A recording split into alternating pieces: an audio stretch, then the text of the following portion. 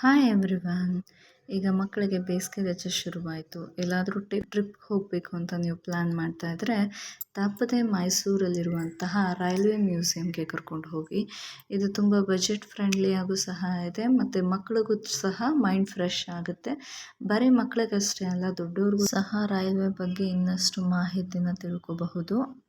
ಮತ್ತು ತುಂಬ ಅಚ್ಚುಕಟ್ಟಾಗಿ ಮೇಂಟೈನ್ ಮಾಡಿದ್ದಾರೆ. ಒಂದೊಂದನ್ನು ನಾವು ವಿಷಯ ತಿಳ್ಕೊಂಡು ನಮ್ಮ ಮಕ್ಳಿಗೂ ಹೀಗಿತ್ತು, ಮುಂದೆ ಹೀಗಾಗಿದೆ ಅಂತ ಹೇಳ್ಕೊಡ್ಬೋದು. ತುಂಬ ಕ್ಲೀನ್ಲಿನೆಸ್ ಕೂಡ ಮೇಂಟೈನ್ ಮಾಡಿದ್ದಾರೆ.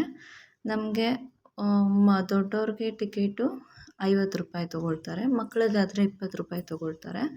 ತುಂಬ ಬಜೆಟ್ ಫ್ರೆಂಡ್ಲಿ ಕೂಡ ಇದೆ. ತುಂಬಾ ಮಕ್ಳಿಗೂ ಇನ್ಫಾರ್ಮೇಷನ್ನು ಒಂದು ಎಲ್ಲೋ ಕರ್ಕೊಂಡು ಹೋಗಿ ಆಟ ಆಡಿಸೋದ್ರ ಬದಲು ಇಲ್ಲಿ ಅವ್ರಿಗೆ ಆಟದ ಜೊತೆಗೆ ಪ್ಲಸ್ ಪಾಠನೂ ಸಹ ಸಿಗುತ್ತೆ.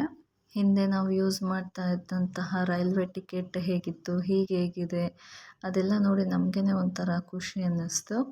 ಮತ್ತು ಇದನ್ನು ಮುಗಿಸ್ಕೊಂಡು ನಾವು ಮುಂದೆ ಹೋಗ್ತಿದ್ದಂಗೆ ನಾವು ಮಕ್ಕಳಲ್ಲಿ ಮಕ್ಕಳಾಗ್ಬಿಡ್ತೀವಿ, ಅಷ್ಟು ತುಂಬ ಚೆನ್ನಾಗಿದೆ. ಕೆಲಸದ ಒತ್ತಡದ ನಡುವೆ ಒಂದು ಒಳ್ಳೆ ಮೈಂಡ್ ಫ್ರೆಶ್ ಅಂತಲೂ ಸಹ ಹೇಳ್ಬೋದು.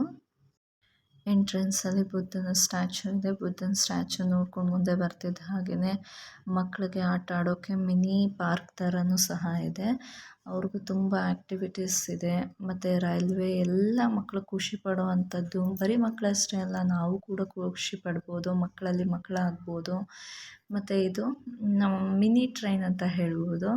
ತುಂಬ ಚೆನ್ನಾಗಿದೆ. ಅಲ್ಲಿ ನಾವು ಟಿಕೆಟ್ ತೊಗೊಂಡಿರೋದನ್ನ ಚೆಕ್ ಮಾಡಿಬಿಟ್ಟು ಇದ್ರ ಮೇಲೆ ಕೂರಿಸಿ 2 ರೌಂಡ್ಸ್ ಕರ್ಕೊಂಡು ಹೋಗ್ತಾರೆ. ರಿಯಲ್ ಟ್ರೈನಲ್ಲಿ ಕೂತಷ್ಟೇ ಫೀಲಿಂಗ್ ಕೊಡುತ್ತೆ. ತುಂಬ ಖುಷಿ ಆಗುತ್ತೆ. ನನ್ನ ಮಗ ಅಂತೂ ತುಂಬ ಖುಷಿಪಟ್ಟ. ಅವನ ಜೊತೆಗೆ ನಾವು ತುಂಬ ಸಹ ಎಂಜಾಯ್ ಮಾಡಿದ್ವಿ. ಖುಷಿ ಅನ್ನಿಸ್ತು. ಮಿಸ್ ಮಾಡ್ದೇ ನೀವು ಕೂಡ ಎಂಜಾಯ್ ಮಾಡಿ. ಲೈಫ್ ಇರೋದೇ ಒಂದು. So every bit of moment ನಾವು ಎಂಜಾಯ್ ಮಾಡ್ತಾ ಇರಬೇಕು. ಕಷ್ಟಗಳು ಎಲ್ಲ ಇರೋದು ಸಹಜ.